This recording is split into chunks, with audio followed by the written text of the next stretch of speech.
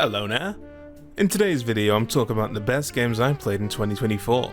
For this list, it doesn't matter if the games were released in 2024 or 1958. This list is purely the best games I played this year, so expect to see new games and old games on this list. Let's get started. I'm also scoring these games out of 5 stars and out of 10. These scores don't affect the overall ranking, they just affect what I would rate this game if I was rating them on a level of quality and not a level of bias on how I feel about the game. This list isn't really a these are the best games by score. This is a these are the scores I give these games, and I'm just listing these in my level of how much I enjoyed them. So a game could be a 9 out of 10, but I enjoyed a 7 out of 10 game more. That's completely possible. Spoilers, that doesn't happen, but it could happen in the future. Just letting you know, that's how this works with my channel. Alright, that's enough yapping. Let's just get on with it. Hello. I don't know how the mic quality sounds here, but it's been a couple of days since I recorded the intro, and disaster struck. I had to reinstall Windows, and it would only install Windows if I wiped the C drive. I lost the script.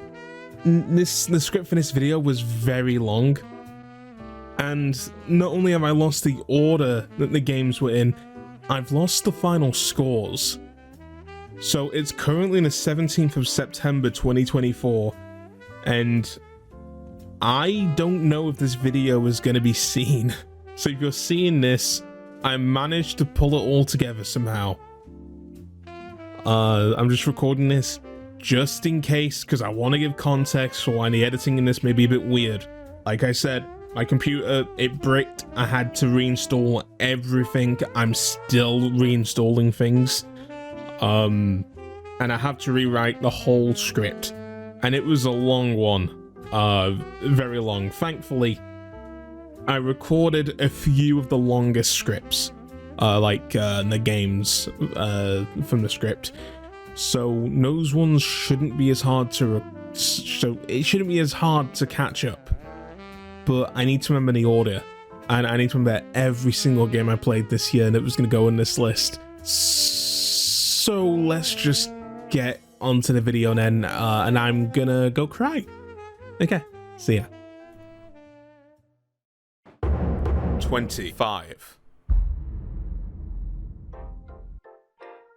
Rolling Hills. Make sushi, make friends. I played this game very late into the year.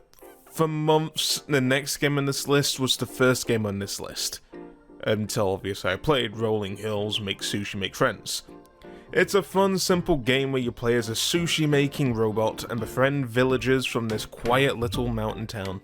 Now, I'm going to say this right now, I skipped over the dialogue. So if you want to know what the story is, I have no idea. I just played it for the gameplay and for the achievements, so I 100%ed this game in about 13 hours. And I'm sure it would have taken around 15 hours if I'd actually read the dialogue. But you know, moving on from the dialogue. The gameplay was a little too simple at times as well, and it was a little bit of a grind towards the end. If you want to reach level 20, doing the special challenges at the shrine, they take a fraction of the time a normal restaurant run takes and gives way more XP. But overall, I enjoyed it quite a bit. It's a fun little game made by 2 brothers, along with the assistance of many others who helped them out, including some of the fine folks at Humble Games. It's on Game Pass as of recording, so check it out if you are all interested.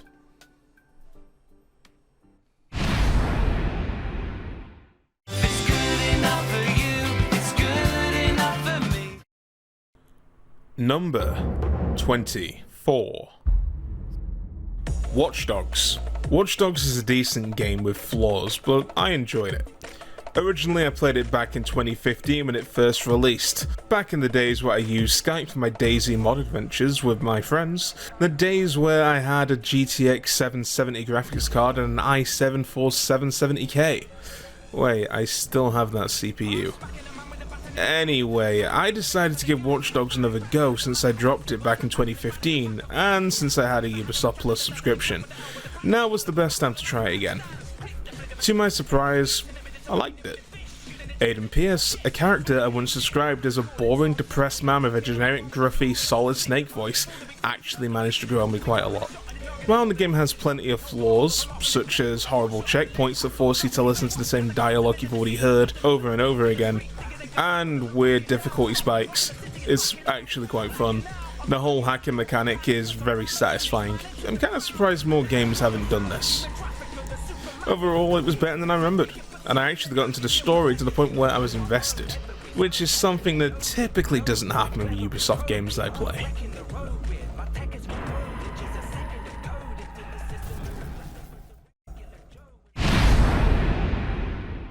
I shall return to the snow. This is not your best work, Chris.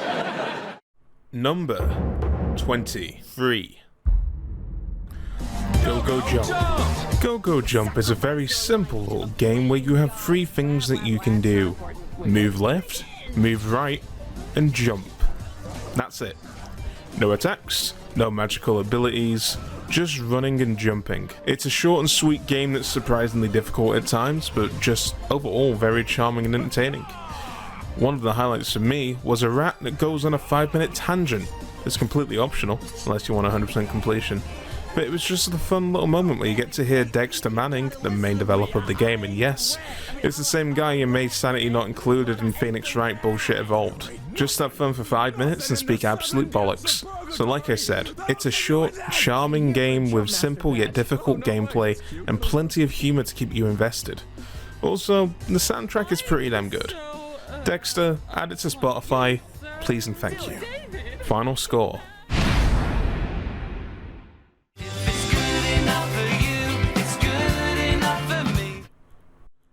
Number 22. Dicey Dungeons is a game of trial and error, luck, and of course, dice. Much like Baldur's Gate 3, the dice in this game giveth as much as it taketh. And sadly, I played this so long ago, I don't remember much about it. I mean, there's a whole reason why I wrote the original script over the course of 7 months. It's so that I wouldn't have any issues like this, where I forgot about my experience and the content in the game. Sadly, my copy of Windows 10 and my lack of creating backups has really done me in. That poor script didn't even reach the age of consent, much like many of Drake's ex-girlfriends. A minor issue in the grand scheme of things, unlike Dr. Disrespect, whose minor issue was a pretty big fucking issue. Dicey Dungeons is a very lengthy game. It's so big, even Johnny Sins blushes at the sight of it. The game contains around 45 levels and is estimated to take up to 26.5 hours to beat, with a 100% completion run taking around 54 hours. That's the equivalent to watching Harry Potter and the Chamber of Secrets 20.9 times, approximately. I'm bad with numbers, much like Minecraft YouTubers trying to count past 18. Anyway, jokes aside, the game is great.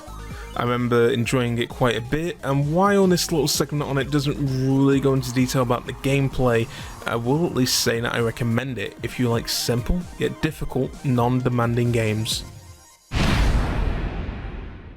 Fantastic! Nice! Number 21. Content Warning is a game I played for a grand total of 96 minutes. But much like another game that will be on this list, it's on this list because it's a great game. Because while I didn't play a lot of it, I did watch a couple of YouTubers and streamers play it, like Vaughan Jr. for example, and his videos in this game with his friends Chibi, Matt, and some Italian guy were extremely entertaining. It's one of those games where if you have a consistent group, it can be a ton of fun, much like D&D. The game is simple as well. You play as aspiring content creators and must take recording equipment into monster-infested areas while doing your best to capture the best footage that will bring in the most amount of viewers. And here's the thing, you're not just creating this content for the AI viewers, you're also creating it for yourselves. Because once you've created your video, you can watch it back, and not only that, you can export it, which is a great way to share what you and your buddies have done. And honestly, it's a fantastic marketing advantage. The fact that you can just export the footage straight from the game and upload it, marvelously, brilliantly, just incredibly smart. It fits the tone so well. It's such a simple idea, yet it's brilliant. It allowed anyone, and I mean anyone, to share their footage of their playthrough, regardless whether they were streamers, YouTubers, or Dave from your local pub.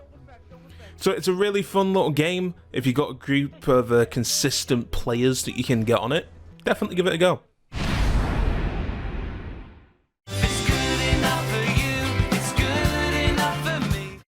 Number 20. Orcs Must Die 3. Orcs Must Die 3 is a fun action tower defense game that I played on a complete whim. I was looking for random games to keep an achievement streak going, and I ended up downloading this game. I had vaguely heard of Orcs Must Die before and didn't know what to expect. To my surprise, it was a pretty fun game. I didn't finish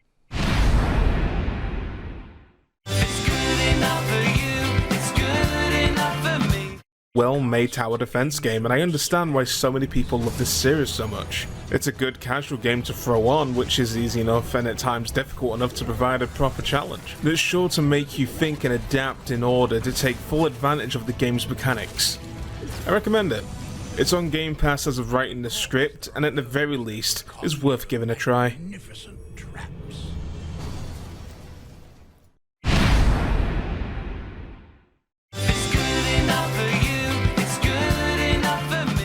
Number 19. Watch Dogs Legion. Watch Dogs Legion is a weird one. It somehow continues with the improvements Watch Dogs 2 implemented, while also reinventing the wheel with a whole new system which I call the recruitment system.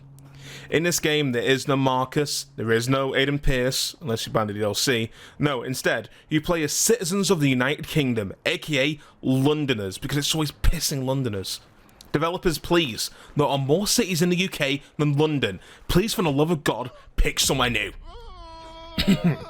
Anyway, as I said at the start, Watch Dogs Legion is a weird one, and that's because of how different the game feels compared to the first two, thanks to its new major mechanic. Rather than playing as a set protagonist with a set name, personality, motivations, etc., you know, that boring stuff, you play as a generic NPC, or avatar, that has their own voice and appearance. The problem is, of course, other than making it really lacking in the kind of story that you can tell and how emotionally invested you as the player can get, there's also a problem with just this style in the first place, and it's this. There are so many characters you can play as. Ubisoft had to use voice modulation to make each character read certain dialogue, leading to some sounding robotic. Now, we'll give credit where credit is due. According to one article, creative director Clint Hocking states, "There are 20 different versions of Legion script, and I don't just mean people saying the same lines. We're talking different characters, different personas, different voices, different acting." So, they clearly did put some effort in, but of course, with it being voice modulation, it's still going to sound robotic because you're forcing voices to read the line in a certain way that wasn't naturally done. It's going to sound like AI voices, which is what I assumed it was, until I remembered this came out in 2020. AI voices were a thing, but they weren't that good yet, so it makes sense that it wasn't AI voices. Anyway, let's move on. The gameplay. Now, the game is a little buggy at times. It follows Watch Dogs 2 pretty well in that sense. There are times, as per typical of a Ubisoft game, some stuff just gets wonky. But overall, it's a fun game. I'd say it's on par with Watch Dogs 2, but a little less focused and buggy. There are some cool ideas here, but as per usual of a Ubisoft game, they aren't fleshed out. Hopefully the next game builds upon these systems and actually improves upon them, but knowing Ubisoft, they won't do a Yuga Gotoku when they reuse assets intelligently and build off of existing assets and systems. Instead, they'll probably copy and paste some stuff, make a few good changes, a few bad changes, add a mediocre story that takes itself very seriously, and then fill it with microtransactions. So all in all, Watch Dogs Legion is a fun but flawed game. I enjoyed it. And it had a few nice moments of mission variety, but it also had some pretty awful moments, such as this moment here. This is a boss fight. Now watch this boss fight in action. time to end this. I will make London great again.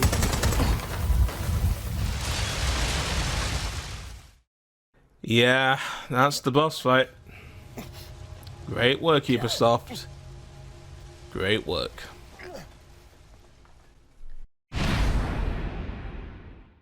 I shall return to the snow. This is not your best work, Chris. Number 18. So apologies in advance, this is one of the scripts I wrote way back in June when I completed the game, which as stated at the start of the video, was lost. And I hadn't recorded the audio yet. So here I am on the 1st of October. It's the 1st of October! To rewrite this. Watch Dogs 2 is a great improvement on the first game. I enjoyed it far more than the first game, and it was such a more memorable experience. That being said, the story wasn't anything special, nor was the DLC, especially in the underwhelming murder mystery one, but what it got right was the gameplay. The hacking is better, the open world is better, and the gunplay is better, it's just better. The way you interact with the world to solve puzzles and complete outposts is much improved, and overall, just a way more enjoyable experience.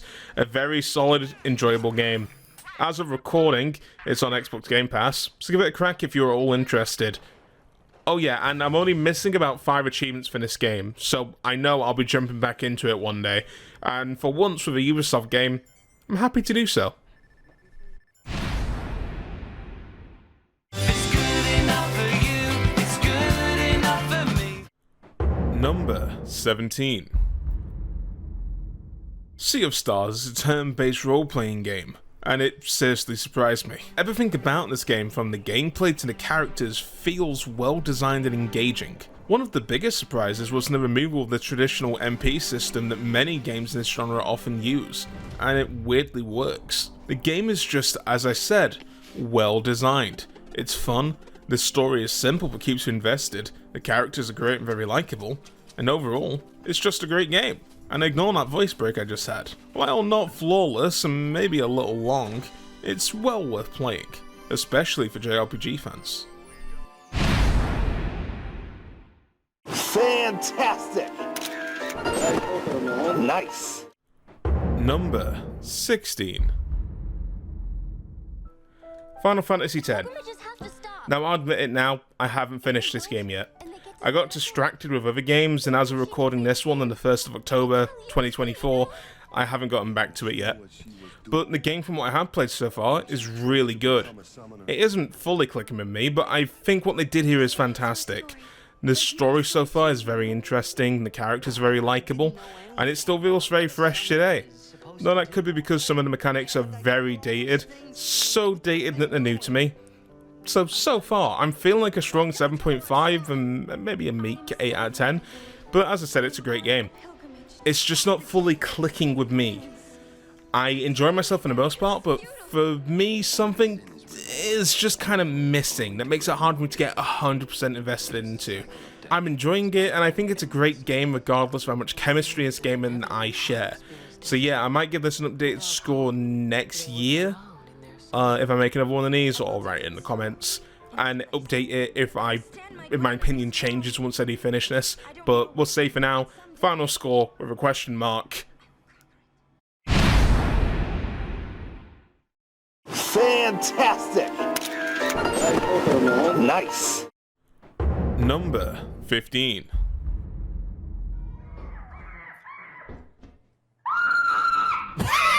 Oh!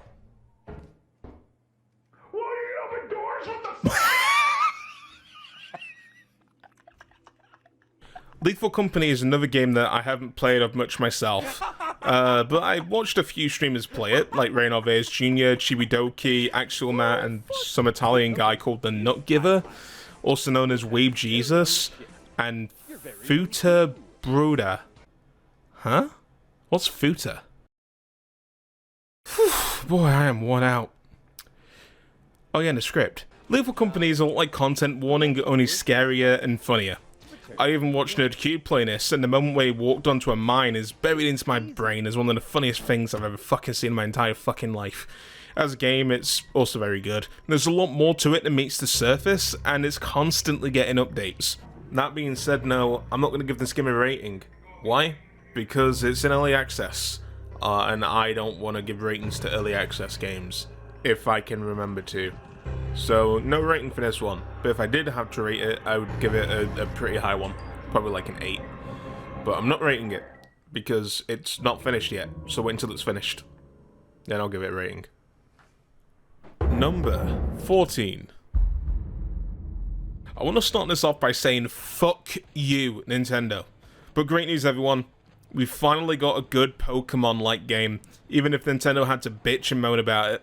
It's nice to see a game with passion and original ideas taking inspiration from a bigger IP and putting a creative spin on them. In Palworld, you play as a pal catcher. You catch pals, enslave them into working in your factory line, and explore a fairly big open world that gets even bigger over time thanks to additional updates that adds new locations and islands, etc. I won't be giving Palworld a score because, quite frankly, I can't. It's an early access title. Things aren't finished. Some things are barely functional. That's the nature of early access for you. I played Daisy Standalone back in 2013 and followed it for like 5 or 6 years on and off before it finally released. And that game released in a, well, let's just say I can fairly give that game a score. It's a score, 3 out of 10. But until Palworld is finished, I won't be scoring it. But I will be recommending it. Whether you play it right now or wait a few years until it's finished, I am certain if you are in any way a fan of survival games or Pokemon games, you'll like this game. Number 13. Octopath Traveler 2 is an utterly fantastic game with great combat, interesting plot lines for each protagonist, unique game mechanics that are both immersive and make each character feel distinct. The music is both whimsical and exciting. And did I mention the combat? Because yes, this is a turn-based JRPG, which if you know me by now, you'd know that I love the Dragon Quest and Persona series. Early this year, I've been having that Dragon Quest itch. There are not many games that can scratch outside of Dragon Quest itself, Persona, and the Yakuza series. And by the way, this part of the script was written the day after the reveal of the Dragon Quest 3 remake was announced, which I'm definitely getting. So I was looking for games to play on Xbox, and I came across 2. Sea of Thieves, and Octopath Traveler 2. Now I tried the first Octopath Traveler game, and it wasn't clicking with me, but the sequel did. I played as Akari, who has noble wishes to end decades of pointless wars and bloodshed, but one of his biggest battles lies within himself. I won't give much more away than that, but his story is probably my favourite of all the protagonists. To my surprise, I liked all the protagonists. All of them were very likeable, and while some were less interesting than others, they were all still very well acted and written. So overall, I really enjoy it. I've gotten distracted by other games and I plan to go back to it when I can. I'm currently about 20 hours, 15 hours in, and it's really, really good. Highly recommended. And guess what? It's on Game Pass. Again, this is where I get most of my games from, so if you got Game Pass, there's a lot of good games to try out. If you don't like JRPGs, you know, I'm probably not the guy to go to, I guess. Oh yeah, and the game is also on Steam, Nintendo Switch, and PS5. And if you do decide to play it, I hope you enjoy it as much as I have. There's something out there more valuable than wealth. Fantastic! Nice! Number 12. You may be asking, what the fuck is this? And I understand. Until early this year, when I picked this up on sale for dirt cheap, I had no idea what this was either. And while I still haven't finished this game yet, I'm enjoying it a lot. It has solid combat, very likable characters, tons of content, and an interesting story. Even has a bonus mode where you can play through the game with the villains as allies. I have no idea how that works yet because I haven't looked into it, but hey, it's there, and I've never seen a game do that before. Also, 100% you're going to want to save that for a second playthrough, because spoilers, but overall it's a great game that I just need to sit down and finish. I'm enjoying it quite a bit, even if other stuff keeps distracting me. I'm not sure what to score this. I will update this in the comments once I fully finish it. I apologize. There's so many games so far that have been like, I haven't finished them, I don't know what to rate them, but those will go in the description, but for in the comments, or in the description, but probably both, in the comments for certain. And for now, this is a solid final score question mark thingy here. I'm great at this.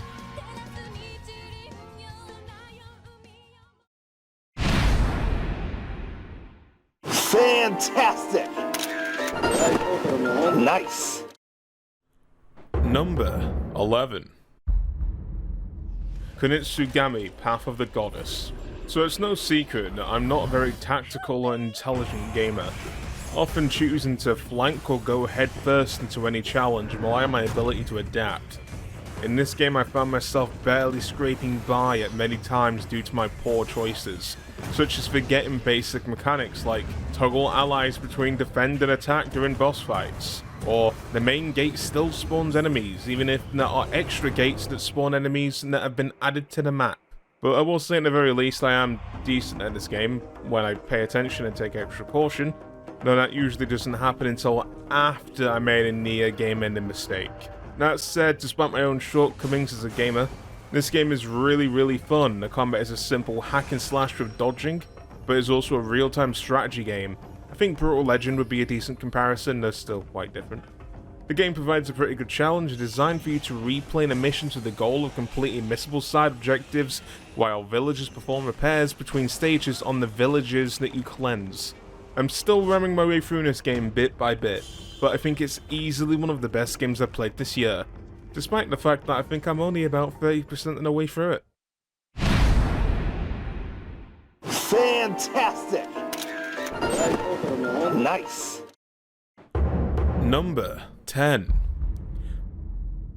My Time at Sandrock. Originally, I had a really big script for this game, but suddenly I lost it. So like my friends Gig and Erica, I'll keep it short. My Time at Sandrock is a very long game with tons of content and a shockingly long story. It's your typical life sim, fast sim, builder, whatever game. There's very likable characters, plenty of charm, stuff to do, as well as a few little bugs, performance bugs, and at least one very annoying soft-locking bug as seen here. Where was I? Ah, yes.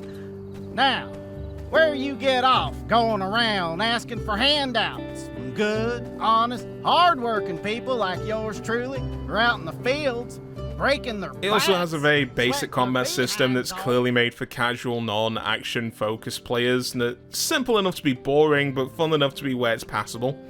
Overall, the game is well made, with time spent on the right places, and by the way, the sequel is looking very good. I think this series is only going to get better and better from here. I also 100%ed the achievements for this game. If you wanted to know if I enjoyed this game or not, yes I did. I put 120 hours into it, and if you're a fan of Stardew Valley, Coal Island, etc., you'll like this game. Probably. Final score. Fantastic! Nice! Number 9. Call of Duty Black Ops 6. I'm a fan of the COD series. Despite my last COD game being 2012's Black Ops 2, I've always enjoyed Call of Duty. But I stopped playing them from Call of Duty Ghosts and onwards. Why? Well, because in 2013 I was 15 years old, 16 when Ghost came out. I still played Black Ops 2, Modern Warfare 2 and World at War, but Ghost didn't interest me. Instead, I've begun getting interested in single-player games like GTA 5, Fable 2 and 3, the Batman Arkham games, State of Decay, etc. And with the release of the Xbox One, I was distracted with games like Dead Rising 3, Rise Center Rome, Zoo Tycoon, and Minecraft. In short, my tastes were changing, and I didn't really feel the need to play Call of Duty as much anymore. I was also spending so much more time watching YouTubers like NerdCubed and Achievement Hunter, playing drums. I also really started getting into PC gaming in 2014, and that's when I started playing DayZ mod. So, yes, as much as I really like Call of Duty, I did just kind of fall off of it. So when Xbox acquired Activision Blizzard and became the owners of the Call of Duty franchise, I decided to wait until the games were added to Game Pass. Now, in late 2024, we finally have one. Call of Duty Black Ops 6. And it is really good. The gameplay is well thought out, the zombies mode is back to form over Modern Warfare 3's pretty terrible zombie mode, and the campaign is actually interesting. In short, it's finally a Call of Duty game with actual love and passion put into it. Modern Warfare 3 felt kind of lifeless, Black Ops 6 feels like the team who worked on it were passionate about it. Hard work went into it, and you can feel it. I played a little bit of the story, which is a lot better than Modern Warfare 3's. A lot of the multiplayer, which is better than Modern Warfare 3's, if only by a little. And quite a lot of zombies, which is vastly superior over Modern Warfare 3's. The game is simply very fun. Zombies especially. The Easter eggs and secret boss fights are really fun, and I think that's one of the reasons why this is such a great game. It's just fun. They knew that this is a video game. We're gonna make it realistic, but let's not go overly realistic. This, at the end of the day, is still a video game. Let's have fun. It's well designed, it looks beautiful, and again, it's very fun. Most of the time. I learned the hard way that people have gotten really good at Call of Duty games since I last played one in 2012, so I've been struggling to catch up. Final score. Fantastic. Nice. Number 8. Ghostwire Tokyo. I knew pretty much nothing about this game other than it had very similar looking combat to the very boring Immortals of Avium, which is a game that was originally on my worst games of the year list until Windows 10 shut itself and I lost the script. So when I started it, I wasn't expecting to like it, and I didn't. For the first 2 hours, I thought the game was interesting, but it wasn't grabbing me. After 4 hours, I was enjoying the game, but I still didn't like the combat. After 8 hours, having upgraded my character's abilities, I now found the combat fun. After 37 hours, I finished the game, got a bunch of Xbox achievements, and now wanted a sequel. It was fantastic. I really enjoyed this game. For instance, one of my favourite things as a Persona 5 enjoyer was exploring Shibuya. Shibuya in this game looks insanely good. One of the most memorable moments in the game was me just exploring Shibuya, when all of a sudden, this happened.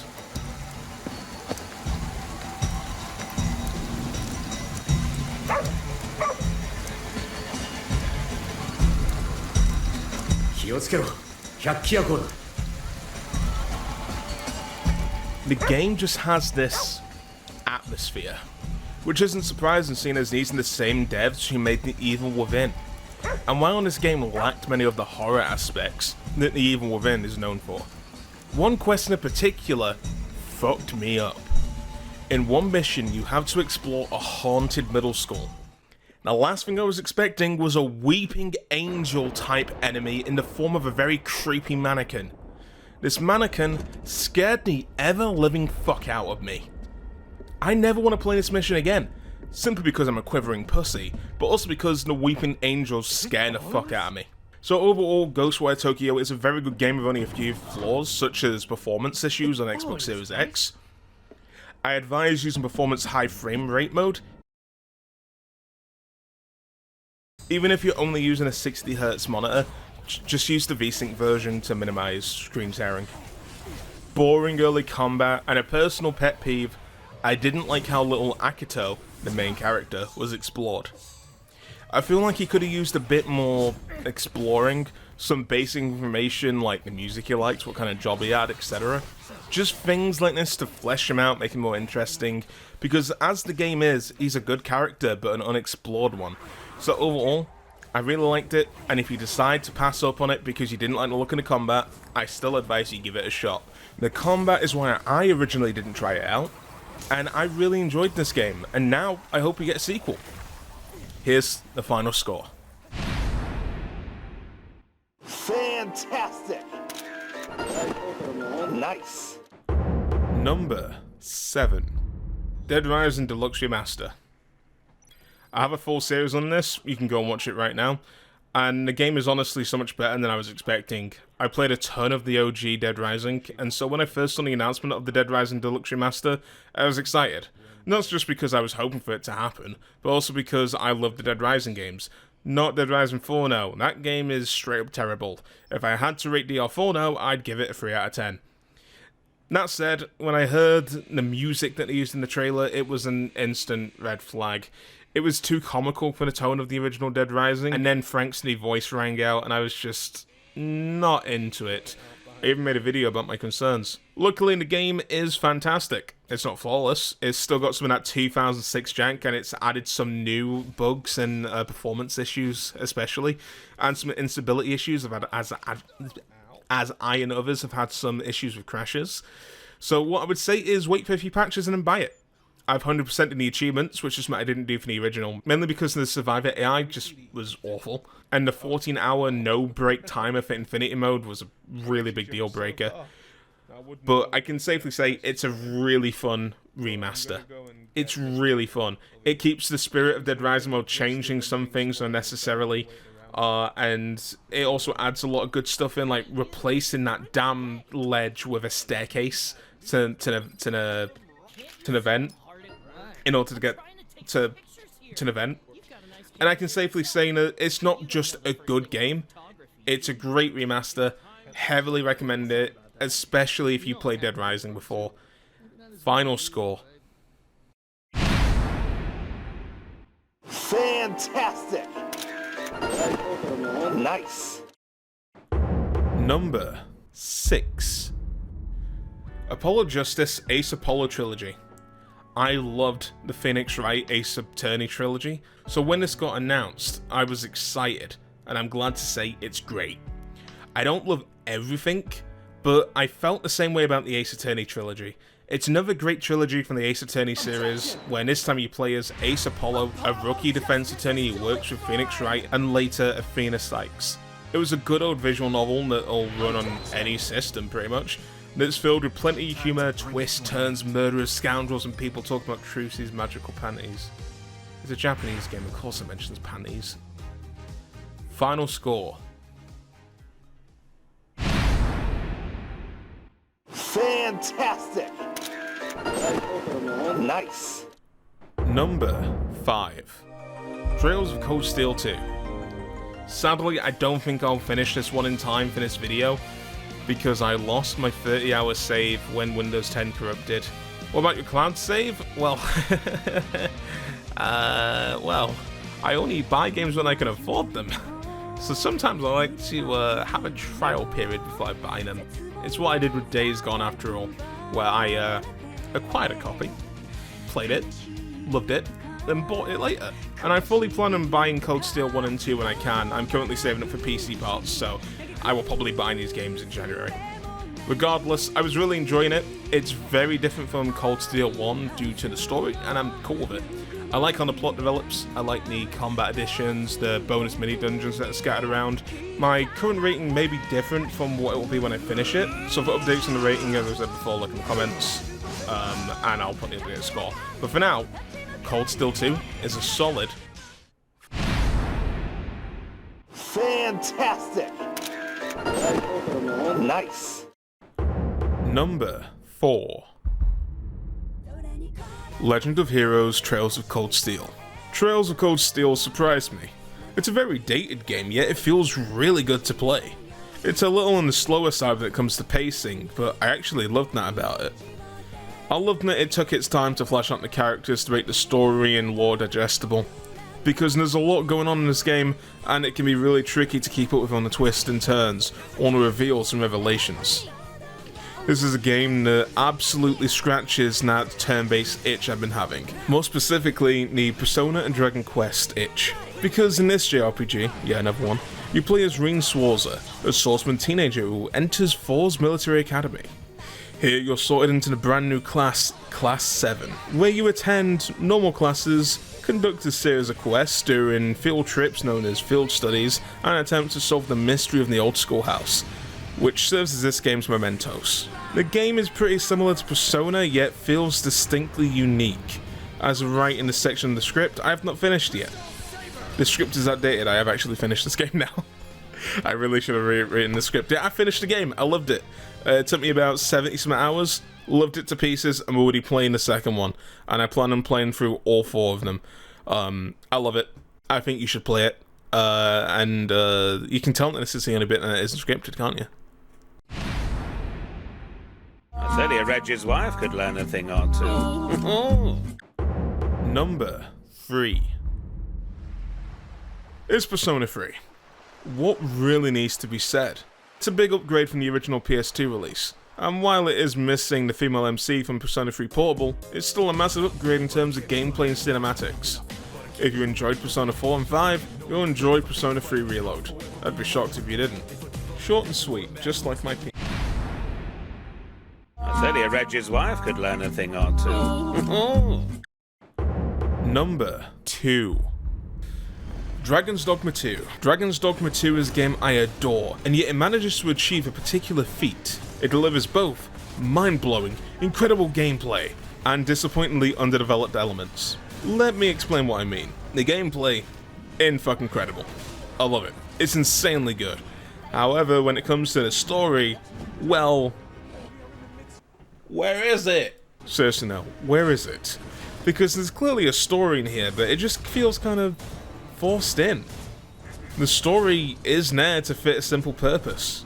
Progression. It's the illusion of plot elements developing when in fact very little is happening. The characters, they don't matter. The main villain, nah. The story of this game is just the first game, but actually done kind of worse. I mean, say what you want about the first game's story not being very memorable, but it's even less memorable here. I'm merely saying that the story doesn't matter until you reach the end game, because everything that happens after that feels important. It just seems like it's simple. The story was not a priority, which is a shame, because lore-wise, this universe is actually really interesting. But the game just wasn't designed to focus on a plotline. Instead, the story is a simple guide to give you minimal information you need to feel basic motivation to continue and get to the end. Dragon's Dogma 2 has fantastic potential, but sadly most of it doesn't go beyond the combat mechanics. It's as if they put all their energy into making the fights epic and forgot about everything else. And yet, I feel like that was the right move. I can't help but love this game. I mean, seriously, the combat is so damn good it deserves a standing ovation. It deserves the finest reach around money can buy. It's some of the best and most engaging action I've ever experienced in a game. So let's be honest here, the story, as I've said to death, practically non-existent. The role-playing aspects, incredibly weak. And don't get me started on the performance, lack of interest in mechanics, and locations like the Everfall. Equipment doesn't have much depth, New Game Plus is terrible because the enemies are in the same level as the first playthrough, making you completely overpowered, and this game is at its best when you're weakening the enemies, which makes New Game Plus really, really boring. Yet, despite all these shortcomings, I'm giving it a high score. Why?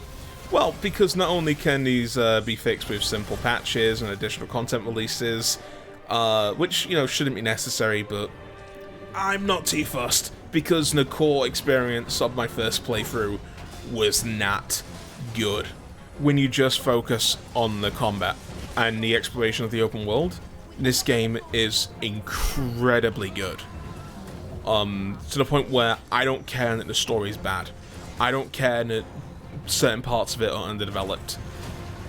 Those things annoy me, but they don't take away from the fact that I loved playing this game. Like, this is the kind of fun that makes you forget about the game's faults and keeps you hooked. I mean, overall, I just feel like... one thing I think this game really needed was cooler places to visit. I mean, you know, you got the Sphinx and that lot, but I feel like it could have done with something like the Everfall. The Everfall was really cool, so I just kind of wanted something like that, and we didn't really get it. Anyway, I've been yapping for ages, let's finish this up.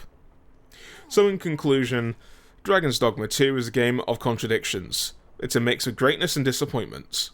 Despite its flaws, the core gameplay loop is a blast to experience. In fact, it's one of the best gaming experiences I've ever had. Yes, that is how good the combat is. It's so damn good, I can't bring myself to put this game anywhere else in this list. I love this game, and I hope the next game learns from the mistakes of this one. Some recent news as of recording this today. The lead guy who did the Dragon's Dogma series just quit Capcom, so yeah. And you see, the groundwork here is brilliant. With some hard work expanding every mechanic, making everything just as wonderful as the combat, we could have one of the best games ever created. For now, it's just a fantastic game that doesn't quite reach the heights it was heading towards. Fantastic! Nice!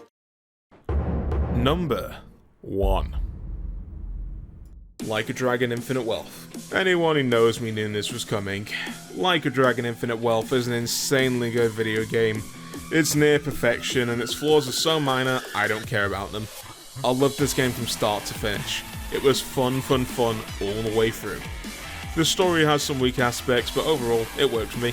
I liked the direction it went, the emotions it made me feel, the sheer amount of entertainment it provided is more than enough to forgive its flaws. The combat is massively improved, and even after 120 hours of playtime, it never got stale. The boss fights were very fun and had a good amount of variety. The game, as expected, is absolutely filled with side content, with dozens of fun mini-games to experience, including an Animal Crossing's mini-game. This game is just filled with stuff to do, it's fantastic, it's near perfection. It has flaws, but it kept me immersed, entertained, and left me wanting more, in a good way. It's my favourite Yakuza game now. No joke. Most say Yakuza 0, and as fantastic as Yakuza 0 is, Yakuza Like a Dragon was my favourite in the series. This game expanded on everything I loved about Yakuza 7 and improved nearly all of it. While I prefer the stronger story of Yakuza 7, Yakuza 8 more than makes up for it. I'm incredibly pleased with how the series is going and how Ryuga Gotoku continues to make their games. While the story could have done with a little less rush in certain places, it's an utterly fantastic experience that I will happily re-experience one day. The game has left me really excited for the future of the series, and I really can't wait for more. And there we go. Those were the best games I played this year. Thank you for watching, and if you were upset, annoyed, or whatever with me, just remember, I'm just a bloke on the internet, I'm not a professional reviewer. I could probably do a better job if I took notes as I played these games. I actually planned to do this video from the start of the year and not halfway through it, but, you know, whatever. At the very least, I hope you were entertained. I've been making videos for a long time. Projects like these take a long time to make, and I don't have to make these videos. In fact, I'm fairly confident this video is going to flop. Because who the hell cares what I think about games? Who am I? I mean, look at my channel. It's dead. It's not like I'm making videos for an audience anyway. I'm making them for me. So they have flaws, and I want to continue improving at every aspect of making videos, even though these skills are a complete waste of time when you consider more important things like income, spending time with friends and family, and the people I love, etc, etc. But this is a creative outlet for me, and I like it.